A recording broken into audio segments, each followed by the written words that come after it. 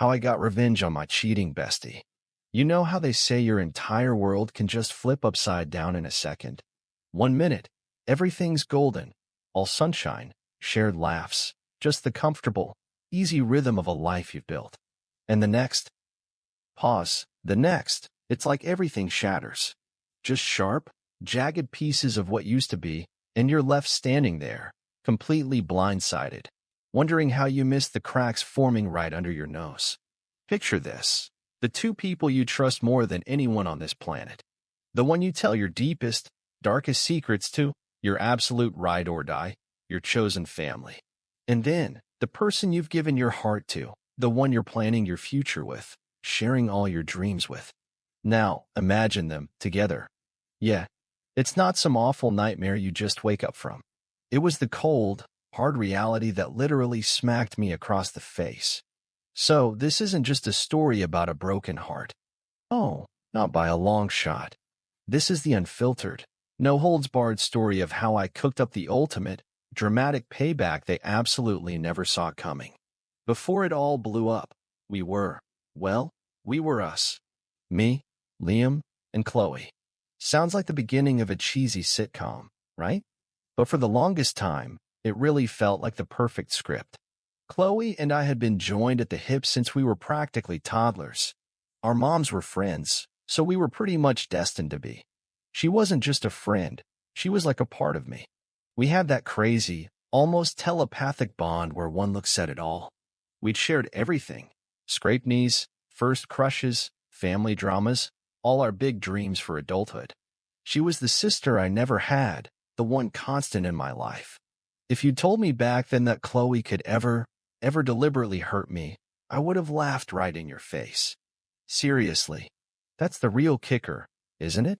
How certain you can be about someone. Chloe was just vibrant, a total whirlwind of energy and charm. She could talk her way into anywhere and make friends with a lamppost. People were just drawn to her. I was always a bit more on the quiet side, more of an observer, but with Chloe, I felt bolder, more alive. We balanced each other out, or at least, that's what I thought. She'd be the one dragging me onto the dance floor. I'd be the one making sure we both got home in one piece. A perfect team. Then Liam came along. I met him in my last year of university. He was like a breath of fresh air. Funny, smart, and had this incredibly kind smile that could probably melt ice caps. We just clicked, instantly. That easy, comfortable connection you always hear about but almost never find. He wasn't flashy, not the loudest guy in the room, but he had this quiet confidence, this way of looking at you that made you feel like you were the only person in the world. Naturally, Chloe was one of the very first people I introduced him to. I remember being so buzzed, just really wanting my best friend to love this amazing guy as much as I was starting to. And she did. Or, so it appeared. They hit it off immediately. Shared jokes, had similar tastes in music, even ganged up to tease me in that sweet way close friends do. I honestly thought it was such a blessing. My two favorite people, getting along so well. It made our little trio feel complete.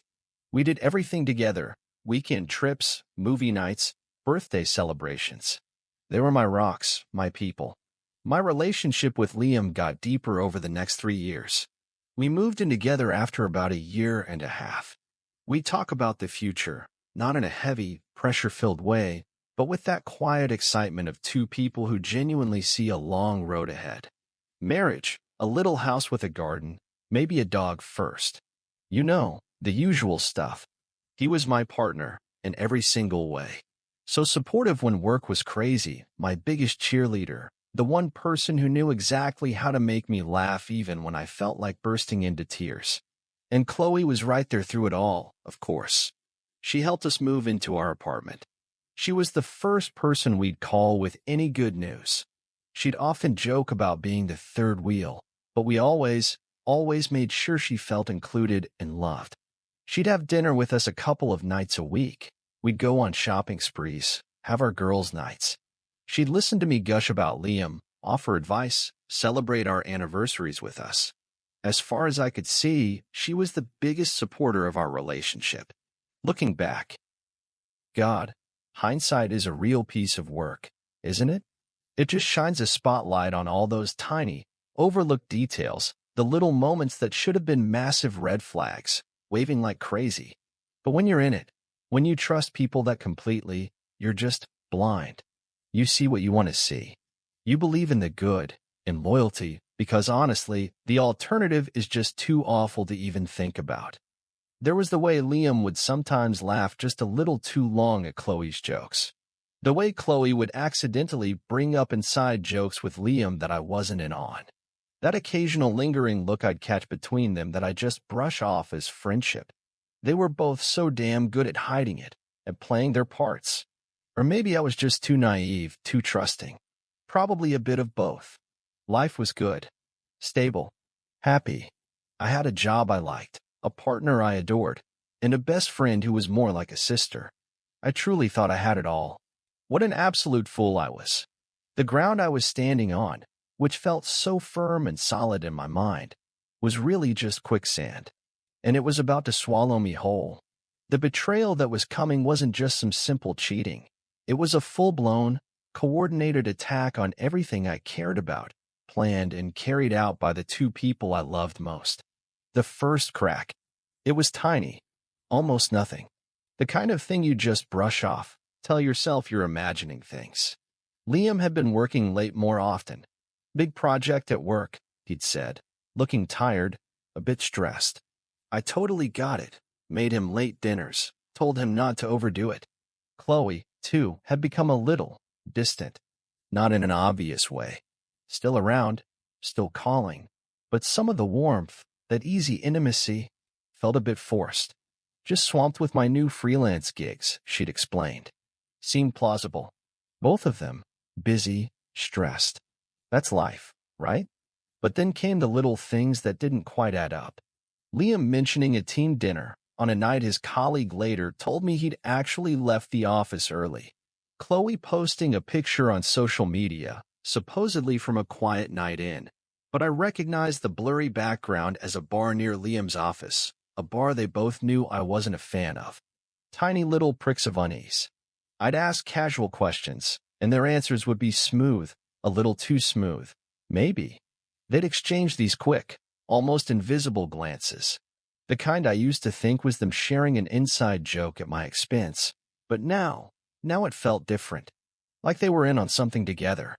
The real turning point, the one that sent an actual shiver of dread down my spine, was Liam's birthday. I'd planned a surprise weekend getaway for us. Nothing over the top, just a cozy cabin by a lake we both loved. When I told him, he seemed off. Not excited, more flustered.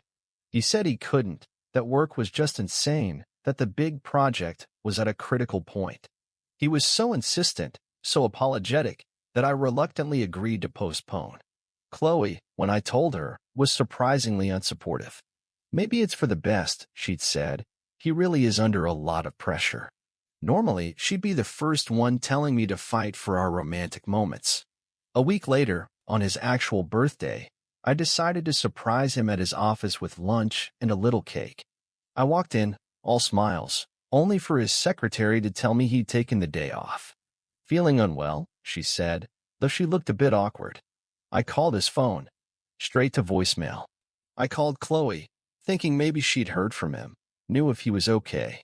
Oh, poor thing, she cooed. He mentioned yesterday he was feeling a bit rough. Probably just needs a day in bed. Don't worry, I'm sure he's fine. Her voice was a little too bright, a little too quick with the reassurance. Something felt deeply, profoundly wrong. That gnawing feeling in my gut, the one I'd been trying to ignore for weeks, was now screaming at me. I drove home, my mind racing. Our apartment was empty. But as I walked into our bedroom, I saw it. A small, gift-wrapped box on his bedside table. Not from me. And next to it, a card. My heart hammered against my ribs. I knew I shouldn't. I knew it was a massive invasion of privacy. But I couldn't stop myself. The card was from Chloe. To my dearest Liam, it began. Dearest Liam, my blood ran cold. Another year older, and somehow even more incredible. These past few months have been a revelation. Can't wait to celebrate properly tonight. Just us. All my love, see. These past few months, just us. The words swam in front of my eyes. It was like being punched in the gut, all the air knocked out of me. Disbelief.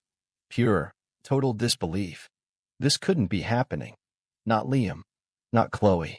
My best friend. My partner. The two anchors of my entire life. I don't remember much of the next hour. I think I just sat there, on the edge of our bed, the card clutched in my hand, the world just tilting and spinning. The carefully built reality I'd been living in was just dissolving, replaced by a horrifying, ugly truth. They weren't just busy. They weren't just stressed. They were together. Secretly. Lying to me. Laughing at me behind my back. The pain was physical. A searing, tearing agony in my chest. It wasn't just heartbreak.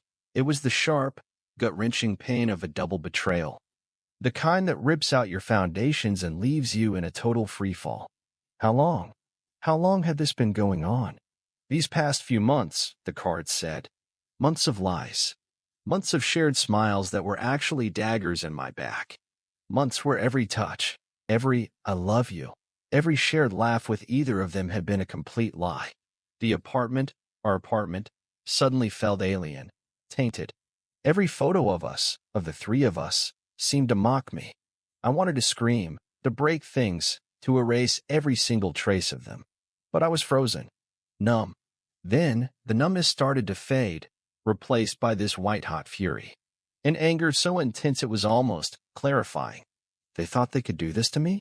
They thought they could shatter my world and just carry on like nothing happened? Oh, no. No, they wouldn't. In that moment, surrounded by the wreckage of my heart, a new, cold resolve started to form. They wanted drama? They had absolutely no idea what was coming for them.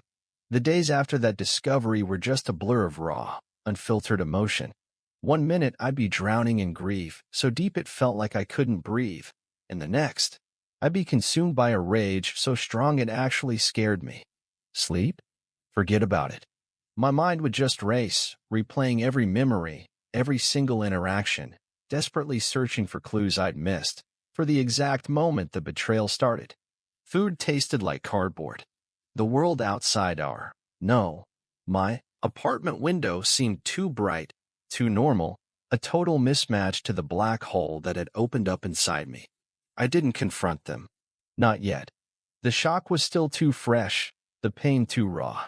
Besides, a small, cold part of my brain, the part that wasn't completely wrecked by grief, whispered that confronting them too soon would be unsatisfying. They'd deny it. They'd try to gaslight me, make me feel like I was the crazy one. Chloe, with her smooth talking, and Liam, with his fake sincerity. No, they deserved more than some tearful, hysterical accusation. They deserved to understand exactly how much damage they'd done. They needed to feel even a tiny bit of the pain they'd put me through. So, I became an actress.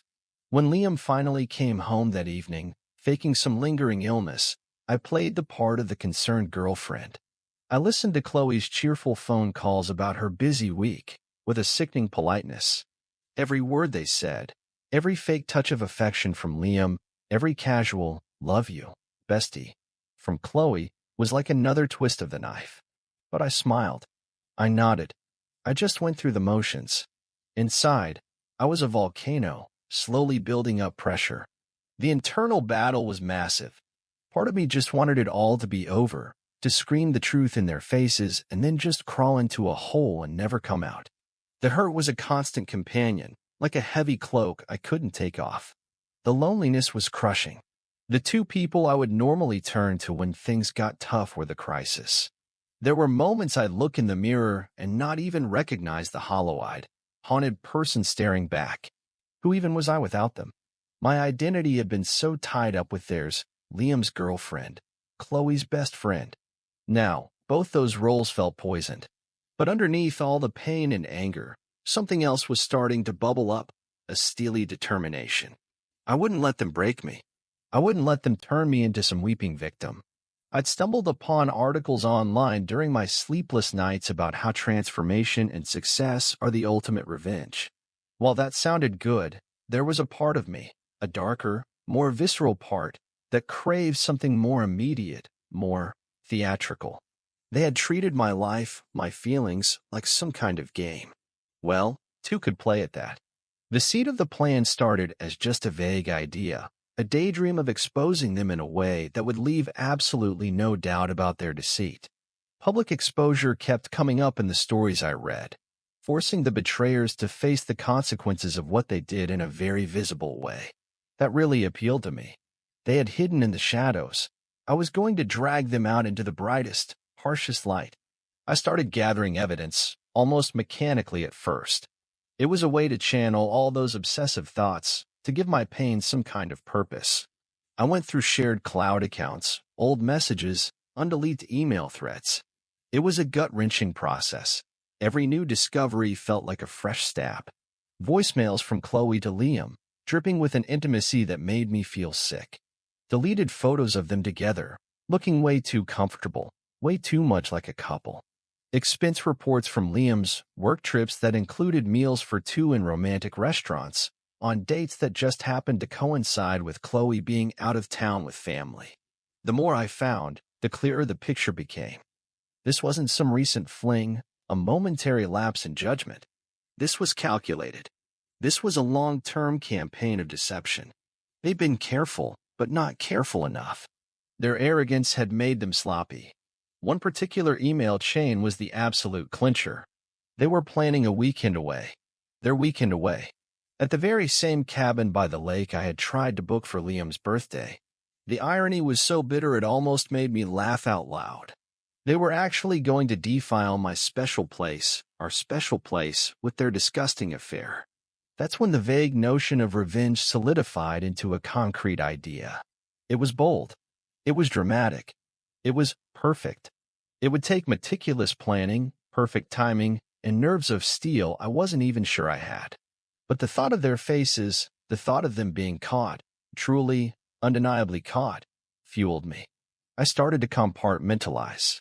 During the day, I was the grieving, confused girlfriend, slowly pulling away, creating a story about needing space to figure things out, a story they both seemed relieved to accept, probably thinking I was just having a tough time and would eventually get over it. They likely figured I was clueless, maybe a little down, but ultimately still in the dark. Their arrogance was their biggest weakness. At night, I was a different person. Fueled by coffee and a cold fury, I became a strategist. I researched. I planned. I made lists. I rehearsed conversations in my head. The target was locked. Their little romantic getaway. My special cabin. It would become the stage for their downfall. This wasn't just about exposing an affair anymore. This was about taking back my story, my dignity. It was about showing them, and myself, that I was not someone to be messed with, not someone whose heart could be carelessly broken and thrown away without any consequences. They had underestimated me. They had mistaken my kindness for weakness. They were about to learn, in the most public and humiliating way possible, just how wrong they were. The thought of it, the meticulous planning of their reckoning, became my single focus. It was the only thing that kept the crushing weight of the betrayal from completely destroying me.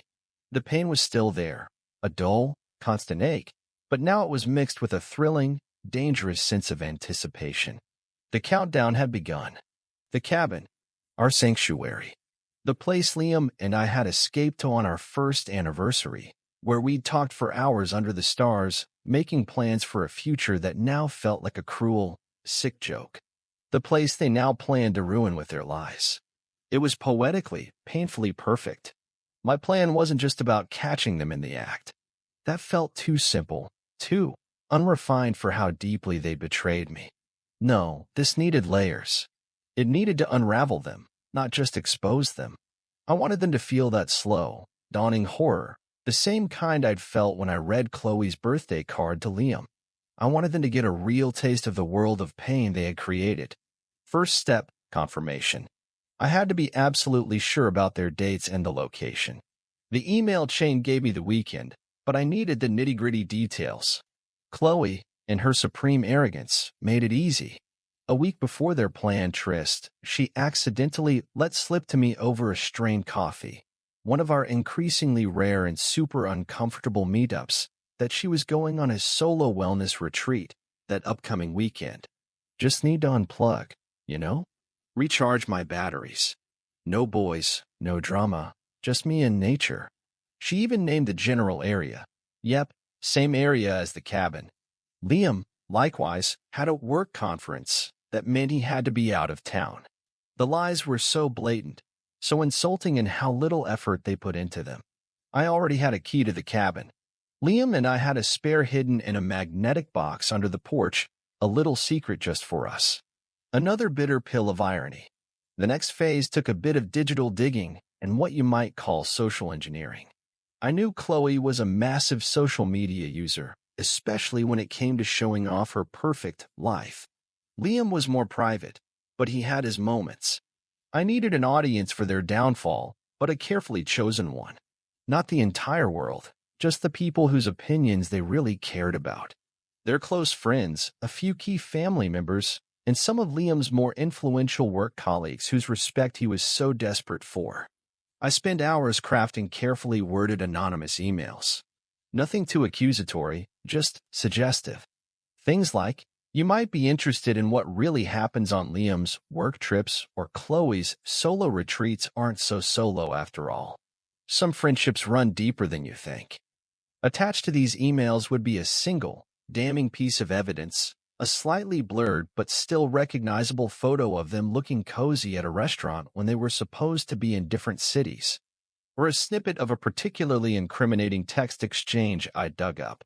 I timed sending these emails for the Friday morning they were due to leave for the cabin. Just enough to plant seeds of doubt, to make people wonder, to make sure they'd be paying attention to any future updates. The most critical part of the plan involved the cabin itself.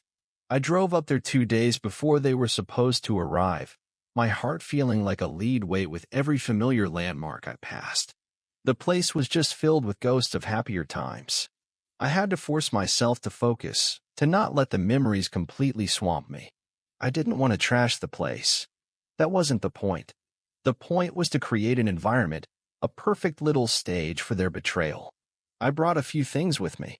A small, discreetly placed hidden camera, you know, the kind people use as nanny cams, was positioned to cover the main living area and, crucially, the doorway to the bedroom. It would stream directly to a private link I could watch on my phone. Then, the photos. Oh, the photos. I had so many of us. Me and Liam, happy, smiling. Me and Chloe, arms around each other, lifelong friends. The three of us, looking like a perfect, happy unit. I printed dozens of them, and I placed them everywhere. On the mantelpiece, replacing the usual rustic knickknacks. On the coffee table. On the bedside tables in the master bedroom. On the fridge. Even a few taped to the bathroom mirror. Not just thrown around, but carefully, almost lovingly arranged. A gallery of our betrayed past. I also laid out a few specific items. On the pillow of the master bed, I placed that birthday card Chloe had given Liam. Next to it, a copy of the itinerary for our planned anniversary trip to that very cabin, the one Liam had claimed he was too busy with work to go on. Subtle, but very pointed. The final touch was a letter, not an angry rant, not a tear-stained plea, but a cold, calm, factual account of their affair, detailing some of the lies, the dates, the deceit. I addressed it to both of them. I placed it on the kitchen counter, right where they'd see it when they walked in to make their morning coffee, probably still basking in the afterglow of their stolen night. Leaving the cabin that evening, a strange mix of dread and excitement rushed through me. There was no turning back now. The stage was set. All that was left was for the actors to arrive and play their parts.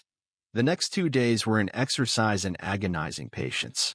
I checked the camera feed now and then, my stomach churning. On Friday evening, I saw Liam's car pull up.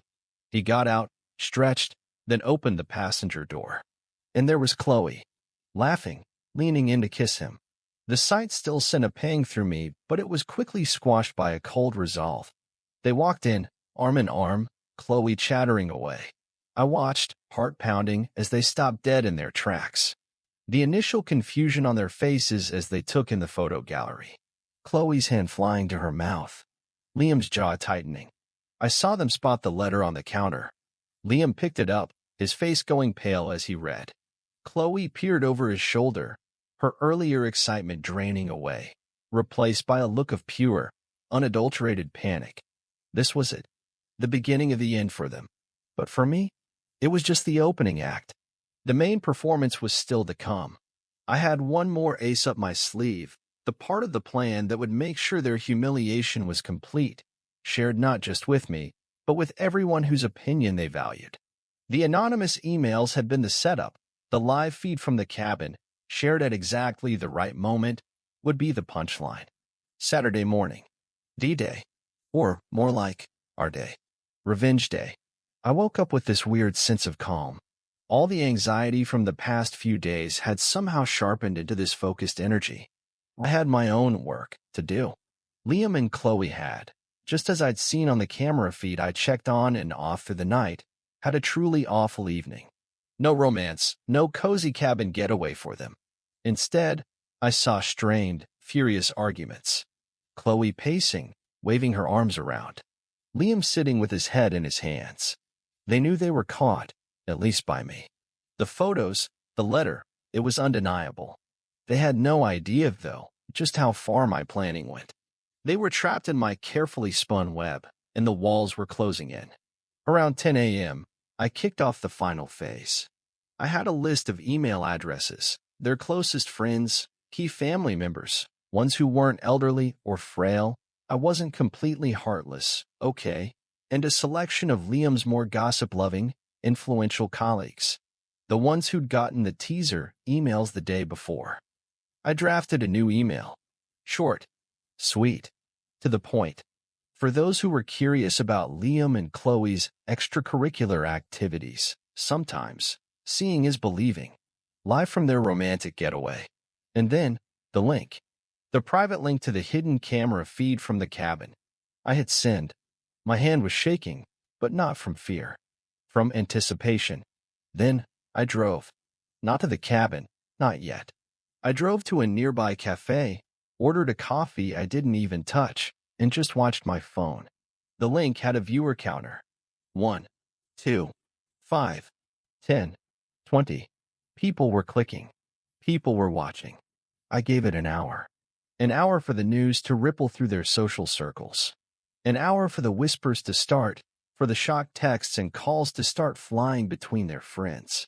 An hour for them to be well and truly exposed, not just to me, but to everyone who mattered to them.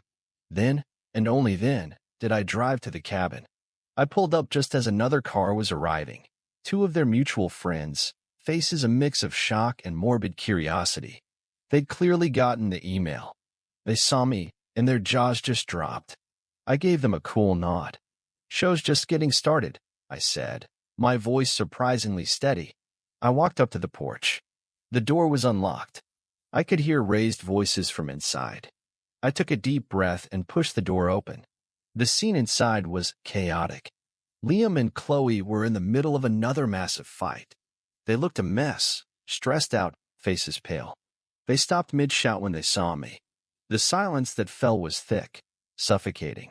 Well, I said, my voice dripping with a calm I didn't entirely feel. "Looks like the lovebirds are having a bit of a disagreement. Shame to interrupt your romantic weekend." Chloe's face just crumpled. How could you?" she whispered, tears welling up. "How could I?" I laughed, a harsh, brittle sound. "That's rich, coming from you, Chloe.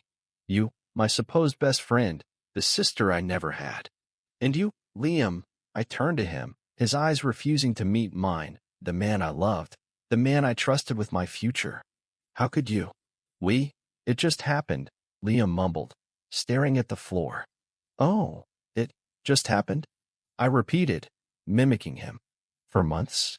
The lies, the sneaking around, planning this disgusting little trip in our special place? That just happened? Don't insult my intelligence on top of everything else." Chloe started to sob. "I'm so sorry. We never meant to hurt you like this." "Never meant to hurt me?" I felt that white-hot anger surge again, the anger I'd been pushing down. You didn't just hurt me. You systematically tore my life apart. You made me question everything, everyone. You took my trust and you ground it into dust. My voice was rising, but I didn't even care. Did you think I wouldn't find out? Did you think I was that stupid, that blind? Just then, Chloe's phone, sitting on the table, buzzed. Then again, and again. Liam's did the same. They exchanged horrified looks. They were starting to realize this was much bigger than just me knowing. What's wrong? I asked, faking innocence. Popular this morning, are we? Getting lots of messages of support for your beautiful relationship. Liam finally looked up, his face a mask of dawning horror. What did you do? Me, I said, widening my eyes. I just provided a little entertainment. A little reality show. Seems quite a few people are tuning in. Your friends. Your family. Liam, I think even some of your colleagues from work are enjoying the broadcast. Hope you didn't have anything too compromising on camera. The blood drained from their faces. Chloe let out this choked gasp. Liam looked like he was going to be sick. The realization that their betrayal wasn't just a private matter between the three of us, but a public spectacle, was hitting them full force. The humiliation was so thick you could cut it with a knife. You wouldn't, Chloe stammered. Wouldn't I? I replied, my voice like ice. You slept with my partner. You, my best friend, betrayed me in the most profound way imaginable. I think I'm entitled to a little dramatic flair. The two friends who had arrived just after me were now standing awkwardly in the doorway, witnessing the whole meltdown. More cars were pulling up outside. The audience was arriving. Liam looked around wildly, like a trapped animal. You have to stop this. Turn it off. Turn it off. I considered it for a second. No, I don't think I will. I think you both deserve to sit in this. To feel the eyes on you. To understand what it feels like to have your world exposed, your secrets laid bare for everyone to see. Chloe was openly weeping now, a messy, ugly cry. Not the composed, charming Chloe everyone knew. Liam looked broken, defeated. The arrogance, the confidence, all gone. Replaced by pure shame. Good. I let the silence stretch, let them stew in their public humiliation. The constant buzzing of their phones was the only soundtrack. Finally, I spoke, my voice low and steady. This is what you built. This is the consequence of your choices. I looked from one to the other, my gaze unwavering. I hope it was worth it. Then, I turned and walked out. Past the stunned faces of their friends arriving. Past the cars lining the narrow cabin road. I didn't look back. I didn't need to. The image of their shattered faces, their world crumbling around them, was seared into my memory. It wasn't joy I felt. Not exactly. It was something darker, more complex. A grim satisfaction. A sense of justice, harshly served. The ultimate payback had been delivered. The drive away from the cabin was totally surreal. My hands were steady on the wheel, but inside, I was a jumbled mess of adrenaline, exhaustion, and this weird, hollow emptiness. The big dramatic climax was over, but the fallout was just beginning. My phone started blowing up almost immediately. Texts and missed calls from mutual friends, some shocked, some offering sympathy, a few, surprisingly, actually congratulating me on my guts. I ignored most of them. I just needed silence. I needed to process everything. The gossip, of course, spread like wildfire. Within hours, it felt like everyone we knew had heard about the cabin catastrophe. Liam and Chloe basically became outcasts overnight. Their carefully crafted images were completely shattered. Friends took sides, and overwhelmingly, they sided with me. Or at least, they were so appalled by Liam and Chloe's behavior that they couldn't defend them. Liam, I heard through the grapevine, faced instant problems at work. Those influential colleagues who'd witnessed his humiliation weren't exactly impressed. His career, which he cared about so much, took a massive hit. He became the butt of office jokes, his authority totally undermined. That big project he'd used as an excuse for being away suddenly seemed way less important than his very public moral failings. Chloe's world imploded even more spectacularly. Her social circle, the one she'd cultivated with such care, just disintegrated. The friends who had once flocked to her vibrant personality now saw her as deceitful and manipulative. Her freelance work, a lot of which depended on networking and her personal reputation, completely dried up. She tried to make tearful apologies, to spin this story about being swept away and making a terrible mistake, but the damage was just too severe. The public way it all came out left no room for her to deny anything. I didn't see either of them for weeks. I changed the locks on my apartment the day after the cabin disaster. Liam sent a few pleading texts, full of remorse and desperation, begging to talk. I didn't reply. Chloe tried calling from different numbers, leaving these rambling, tearful voicemails. I deleted them without listening. There was a strange kind of quiet satisfaction in knowing they were suffering the consequences of what they did. It wasn't like the gleeful joy of a cartoon villain, but more a somber feeling that the scales had been, in some way, balanced. They had caused me immense pain, and now they were experiencing a pain of their own, the pain of public shame, broken trust, and ruined reputations. A few mutual friends acted as reluctant go-betweens, mostly to arrange for Liam to get his stuff. It was an awkward, sterile process, all done through other people. He didn't try to see me. I think he knew it was pointless. The hardest part was dealing with the well-meaning but often nosy concern from others. Everyone had an opinion. Everyone wanted the gory details. I learned to be polite but firm, shutting down questions that were too invasive. This was my story, my pain, not some juicy piece of gossip for their entertainment, even if I had been the one to make it public. The public part was for them, for Liam and Chloe, not for everyone else's ongoing amusement. Life settled into a new, shaky rhythm. The raw wound of the betrayal was still there, but it wasn't all-consuming anymore. The act of taking control, of planning their downfall, had been strangely empowering. It had allowed me to channel all that hurt and anger into action, instead of letting it fester and destroy me from the inside. Months have gone by since that weekend at the cabin. The dust has pretty much settled, though the landscape of my life is, without a doubt, changed forever. Liam and Chloe aren't together anymore. Apparently, the grand passion that led them to betray me so spectacularly couldn't handle the harsh spotlight of public opinion and the weight of their shared guilt. I heard they tried to make it work, clinging to each other in the wreckage, but their relationship was built on lies, and it crumbled pretty quickly. Last I heard, Liam moved to a different city, trying to start over, both professionally and personally. Chloe. Well, Chloe is still trying to pick up the pieces of her shattered reputation. She's more isolated now, the vibrant social butterfly well and truly grounded. Do I feel some simple sense of triumph? No. Revenge, even when it's meticulously planned and dramatically pulled off, is a complicated thing. There's a certain grim satisfaction, sure. A feeling that justice, in its own messy way, was served. They didn't get away with it. They were forced to face the pain they caused, not just to me, but to the image of themselves they had so carefully built up. But the revenge didn't magically heal the wounds they left. The scars are still there. The trust one once gave so freely is now much harder to earn and much harder for me to offer. I look at friendships with a more cautious eye now.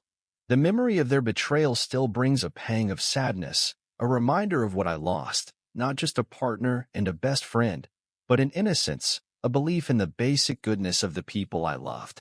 However, the experience, as devastating as it was, also built a new kind of strength in me. I learned that I am way more resilient than I ever thought possible.